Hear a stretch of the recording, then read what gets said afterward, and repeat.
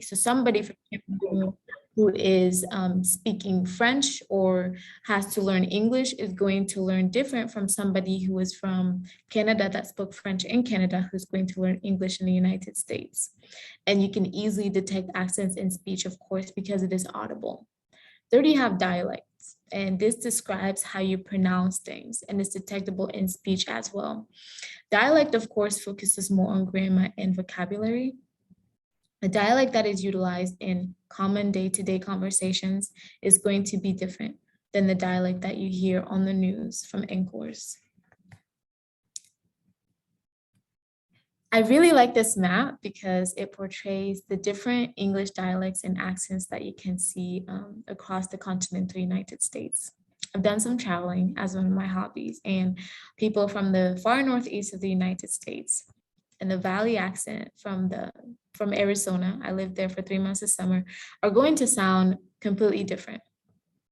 Typically, you can tell when somebody is from New York or when somebody is maybe from Texas or from Oklahoma, where I am. The Southern accent is pretty prominent here, and you can definitely tell that they're not from a different area.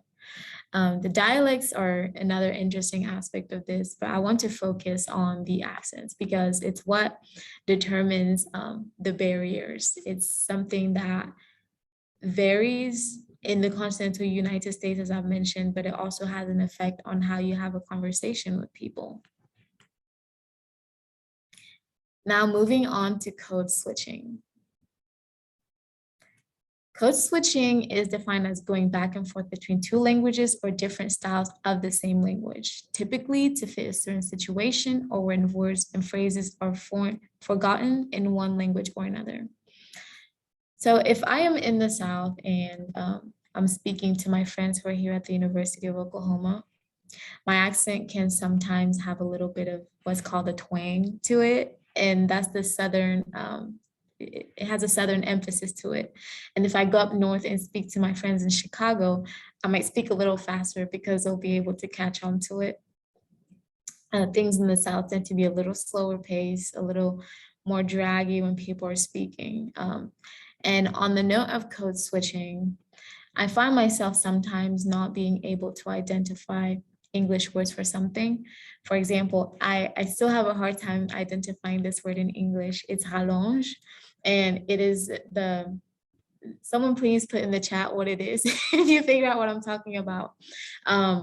You can plug multiple things into it and you plug it into the wall. There's a name for it. I usually have to look it up. Let's see what somebody said here. Yes, an adapter. Thank you. Oh, wait, no, it's the first one. A power strip. Yes, awesome. Thank you so much. Shout out to you. And I will find myself very oftentimes saying rallonge. When I moved to the US, 3 years in, my English still wasn't perfect. It was nowhere near as good as it is right now. In class, I wouldn't know what a loop was. And I remember asking all of my classmates, what is a loop? What is a loop? Well, something that's so obvious to the American common people or those who are born into English is not going to be as common as somebody else who had to learn English. Hence is where code switching comes in. I will have a conversation with my friends who are American and will speak English in class. And then I will run into a friend who is from Cameroon who also speaks French. And then, I will have to switch my brain into thinking, okay, this person knows French, so I can throw in a few words. I could be like, can you please show me where the rallonge is at your house instead of the power strip? So that's the beauty of sociolinguistics. You can just go back and forth, and code switching can be identifiable from family, friends, different groups, and of course, classrooms. I will not be speaking to my family, of course, the same way I speak to my friends in French, given that my family also speaks French. I will not use the same dialects or jargon whenever I'm speaking to each group. And here's a meme that I found really funny about code switching. There's a dog, a group of dogs, and then a cat, and the dog says meow, and yeah, I thought it was pretty funny. Okay, last for this presentation, I want to speak about the importance of sociolinguistics.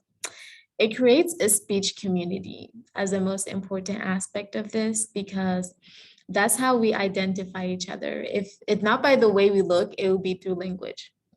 You don't know how somebody is, you can't get a full identification about somebody until you hear what they have to say. And of course, the accents, dialects, everything that I mentioned in this presentation is going to play into that. It, of course, also identifies individuality or a group. You may have some words that you use in your own context and vocabulary, made up or not, that others may not use as commonly. That's also part of sociolinguistics, and it helps in teaching foreign languages. It can simplify words, it can make them more broad. You can use sociolinguistics in different social situations. And of course, last but not least, it's also relevant in teaching social relations in everyday use. As I said, my contact information is provided in this page. I would like to thank everyone for coming here today, especially Tyrone for reaching out to me on LinkedIn. If you guys ever have any questions, feel free to email me. I'm pretty responsive on my email. I try to be. And LinkedIn, of course, we can connect on there. You can say hi to me, talk about travel, anything. I'll be available. And yeah, thank you. And that's the end of my presentation.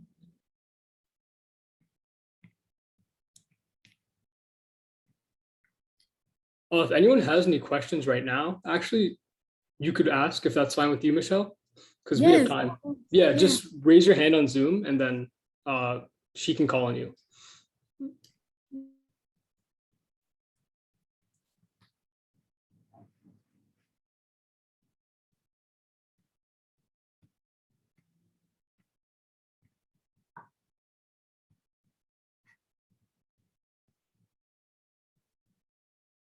Oh, I think they're coming in the chat also. Okay, could you explain the difference between dialect and accent? Yes, that is a great question. Thank you for asking it. So dialect is more detectable in the way that you speak, the way you sound whenever you're talking. Sorry, it's the reverse. Accents are more detectable in the way that you speak. You could be more articulate whenever you're phrasing something, or you could be less articulate. You could have like a Southern accent that I describe, a little twang. But dialect can be written more formally. Dialect is also detectable in speech, but more so identifiable in writing. Great question.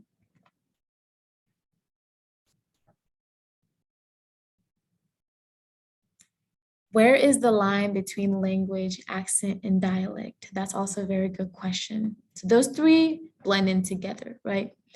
Language is not so much as identifiable as accent as dialect. So if you were to build a hierarchy of which ones are more separative, language will be the bigger hierarchy. It will be on top of it, and it will be an upside down pyramid. So the language is everywhere. Everywhere you go, you're going to encounter language. Within those languages, you're going to identify the dialect next. So the way it is written, the way it is pronounced, the way things are pronounced, which phrases are used in a certain area of a country, region, anywhere around the world, or language. And then you're going to have accent. In order to identify the accent, you have to know which language is being spoken. I could speak in French right now to somebody who has never heard French in their life, and they will be like, okay, you speak French, that's it. I from Cameroon could be speaking French. However, to a person who is from France, and their French is going to be different from mine, and a third person is going to listen and say, okay, her accent is different from hers. However, the language is completely the same. So in terms of a fine line, that's a little difficult to answer because they all kind of spill into each other.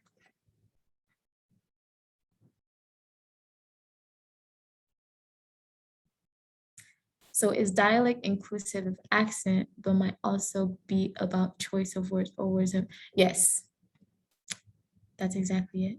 You're welcome. Are there any accents or dialects that aren't ethnic or geographic? Oops, I scrolled too far up. Um, One second. I keep scrolling too far up. Thank you for bearing with me. Dialects that aren't ethnic or geographic. That is hard to say. I I will say yes, those exist. Accents and dialects aren't necessarily limited to a certain area. I have a friend who grew up in Oklahoma his entire life. He has never learned a different language other than English. And he has an accent and people always point it out, but nobody knows where it's from. He doesn't travel a whole lot, but he sounds different from other people.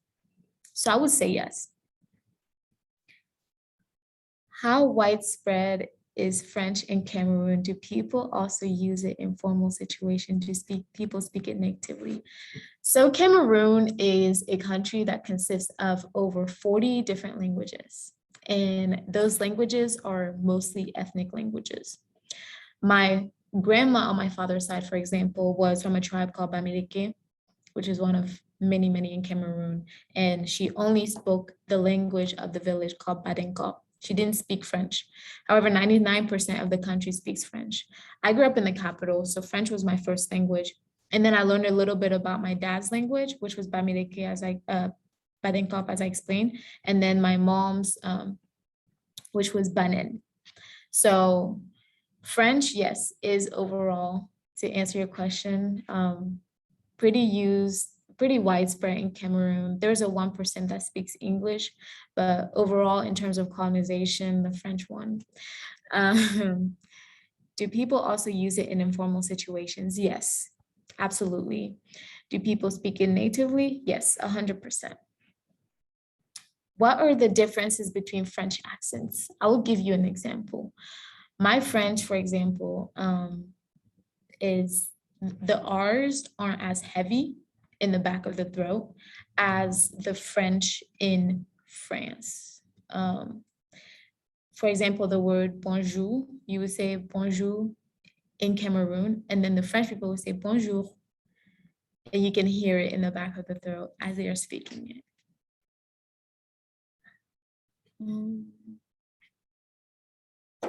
How does your major relate to your knowledge of linguistics? That's a very good question. It actually doesn't. So I have a minor in water technologies for emerging regions.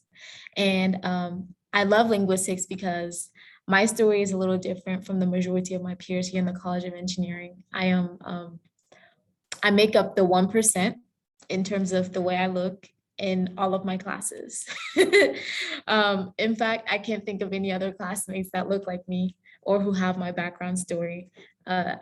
English was, for the majority of my life, self-learned, and I absolutely love it. I just completed my 4th internship this summer, and I got to meet with engineers in France from the company that I work for. So it was a very good experience, and I got to tell them about the relation between learning English and incorporating it into my major, because at the end of the day, it's in my resume. So I have to know what I'm talking about, and I have to know how to speak from a linguistic perspective to engineers, and I have to know how to speak from a linguistics perspective to my peers and professors as well. So you have to kind of code switch whenever it comes to engineering. Can you share a time in your travels where you connected with someone based on your accent/dialect? Yes, great question as well. Last week I went to Mexico for 3 days. We drove across Arizona into a place called Puerto Peñasco. I took one Spanish class ever in my life, and it stuck a little bit. So I would speak to the locals in the area in which I stayed. And whenever I didn't know a word in Spanish, I would say it in French, and they would know exactly what I'm talking about. Sometimes I would throw in words in French and then add an O at the end of it or an ES. And it made sense to them. And I was able to communicate to everybody that I spoke there. I got a way into negotiating a parking ticket. They were supposed to charge me $30, but I got by paying $6. So it worked. That's one instance where I connected with someone based on my, I would say, dialect, because the Spanish dialect is a Romance language and is similar to French. The last question here says, how does French interact with local languages in Cameroon? How does French interact with local languages in Cameroon? It really doesn't. We were colonized by at least 4 different countries in Cameroon, and they were all European countries. The tribal languages that are spoken today are not at all in any way, shape, or form similar to them. Some of them aren't even written. Some of them are written in terms of how they sound more than anything, but they're not a formal language. Would you say German still has some influence on Cameroon, or is it's still all French? Amazing question. We were also colonized by Germany a long, long time ago, but as the French won, that became our primary language. German does still have some influence in terms of the infrastructure of the country. The architecture in our country is German, if not Cameroonian. You know, there are mud huts, there are different types of buildings made of different formulas that we use that are based on our own ancestry and culture, but German architecture is pretty prevalent in the country. Were the colonial languages in Cameroon influenced by pre-existing languages in Cameroon? I would say so to a certain extent, but I wouldn't say that they had an influence on the native languages that are spoken or tribal languages that are spoken in Cameroon. But in terms of the way we speak French, like the R's that I mentioned, is going to sound different from the way French people speak French or Canadians speak French. Similar to, you probably heard that Spanish from Spain sounds completely different than Mexican Spanish. However, they're able to understand each other perfectly.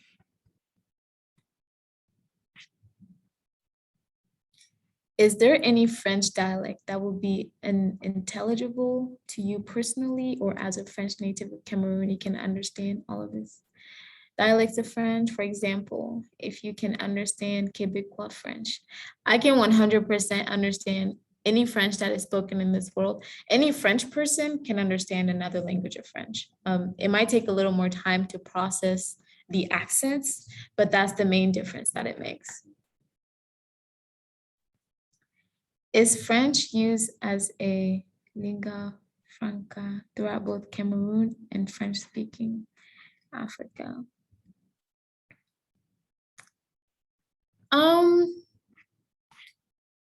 Linga franca.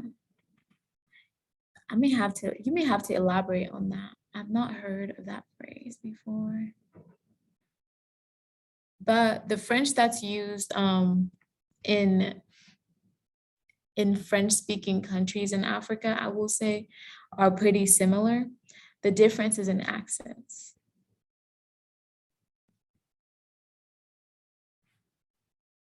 And to exemplify that, we're right next to the Republic, the DRC, the Congo. And of course we can understand them, but somebody from Cameroon can listen and tune in and be like, yes, you look just like me, but you're definitely from the DRC.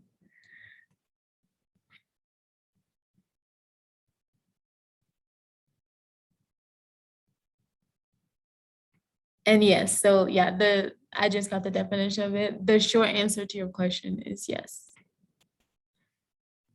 Is Verlin also used in Cameroon? No. Thank you, Stefan.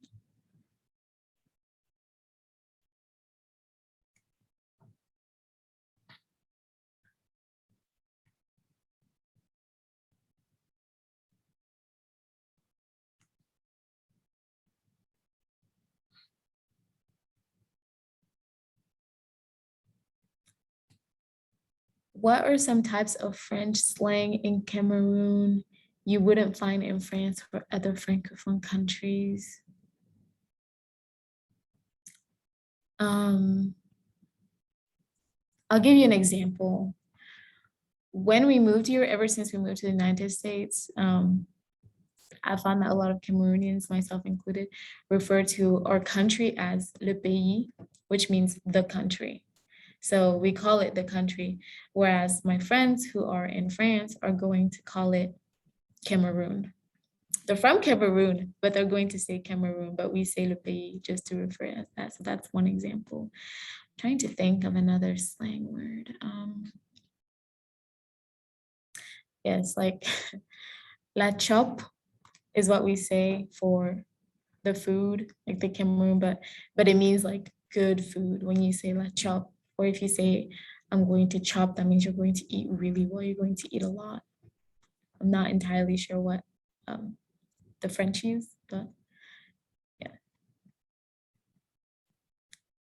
How has your knowledge of sociolinguistics influenced the way you interact with other people? Great question. I'm very happy that you guys are in this group because it's important. It's a very important part of society. It's made me more understanding of people in general, and it's made me less judgmental because as small as a word can seem to you, someone out there does not know it.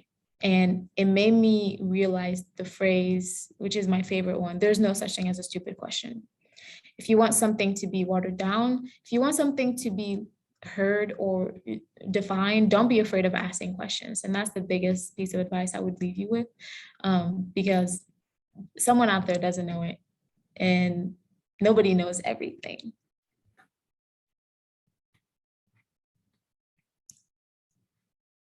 Is there any grammatical difference between Cameroon French and the French spoken in other Francophone countries?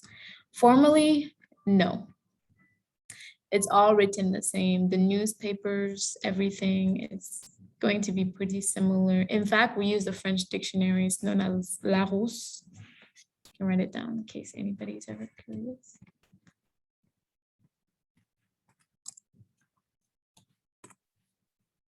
And that dictionary also includes one that has French and English words that are different in there.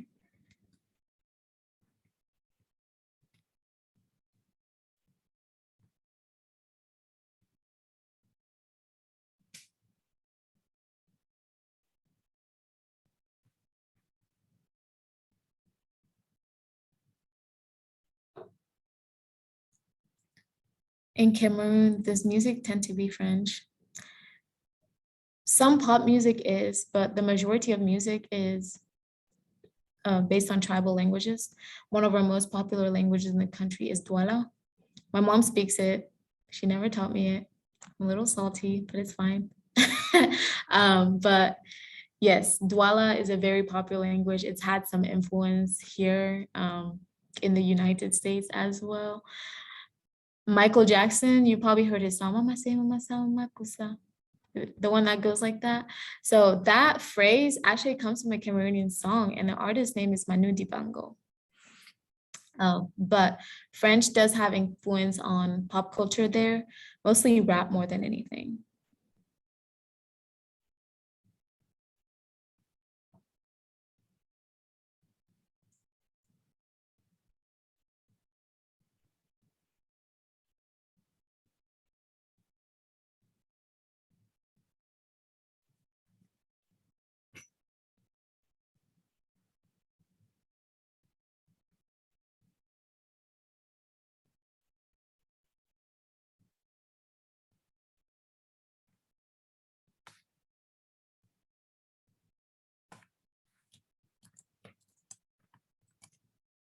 Are there any other questions? What is the most significant difference between Cameroon French and Standard French? Most significant difference. It has to be in the accent and the R's. The French from France sounds to my ears a little more, not aggressive, a little more, what's the word? A little more heavy, a little heavier than the French that I'm used to in Cameroon.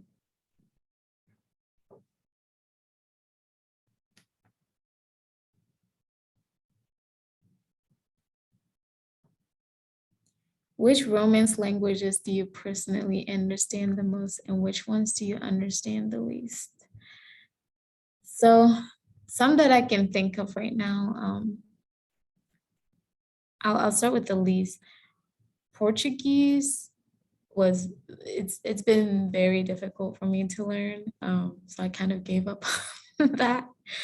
I'm not surrounded by a lot of people who speak Portuguese, and that has an effect on it.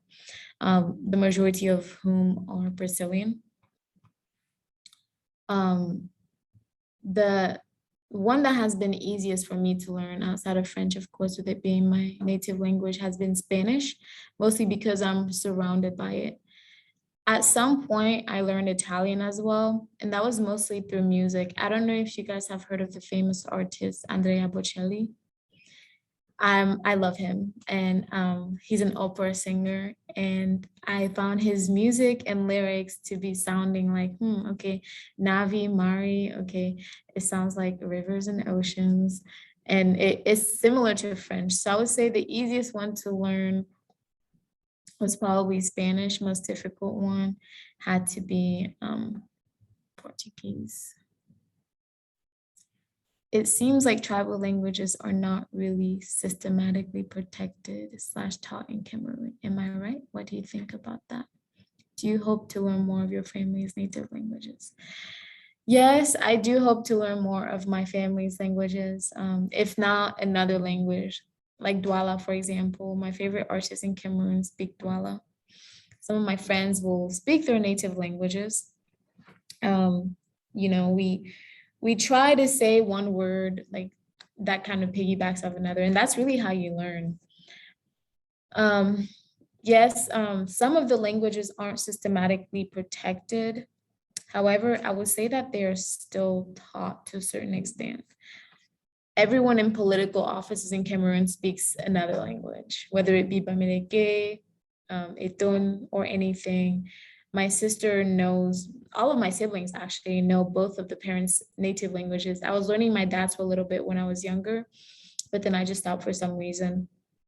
My mom's native language, when she speaks it, I can understand what she's saying, but I'm not very good at reciprocating it. And that's all she spoke with her friends, and that's all she spoke with her family back in Cameroon, her native language.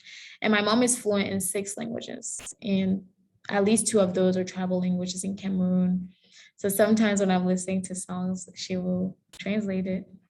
But yeah, I was never really taught it. And I hope that we can bring back the tribal languages. There are some initiatives currently going on overseas here to make languages more feasible to learn to native Cameroonians. I heard a joke that went like this: if you want to speak French, speak Italian while gargling water.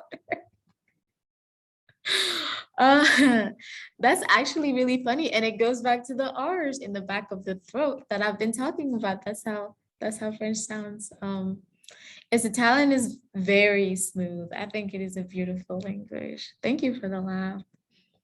When is French and native Cameroon languages used? Is it mostly used in informal / formal context? Formal context will be more native French. Informal context, yes, French. It will be closer to what is spoken in French because that's what's written. Native Cameroon languages are used. They're used whenever you're speaking with your tribe, wherever your dad and mom are from, in the house, cousins, uncles, aunts. That's when you're going to speak the native languages, unless you know somebody else who speaks it. But you may not want to speak in formal settings, because I went to classes in Cameroon that had 100 students in there, and the classroom had at least 13 different languages. Everybody spoke a different language. However, everybody spoke French. He said that Italian sounds pretty similar to French, even though as a native Italian, I find French totally intangible. What do you think about that? I've always thought that Italian sounds similar to French. If I had to put a definite phrase to it, I would say it's a mixture of Spanish and French. And I would say Spain Spanish more than Mexican Spanish. You find French totally unintelligible. That's very interesting. I would say if you're willing to learn French as an Italian speaker, surround yourself with people who speak French slowly. You're not going to learn it from rap because they are going.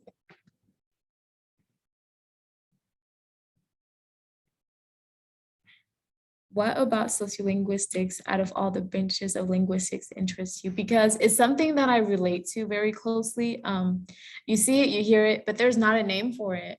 Like whenever I was trying to find the word rallonge, I could not tell you what it was years ago, but then I learned about sociolinguistics. Oh, okay, like that's what it is, code switching.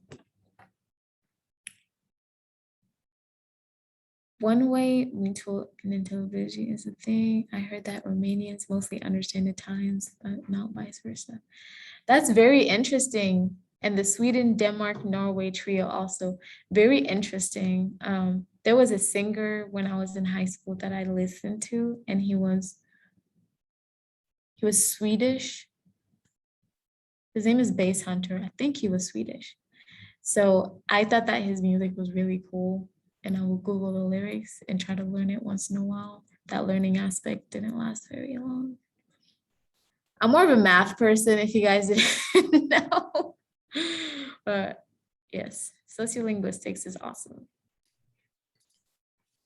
All right, so I think we have to wrap up right now, but I think I speak for everyone in saying that was a really awesome presentation, Michèle.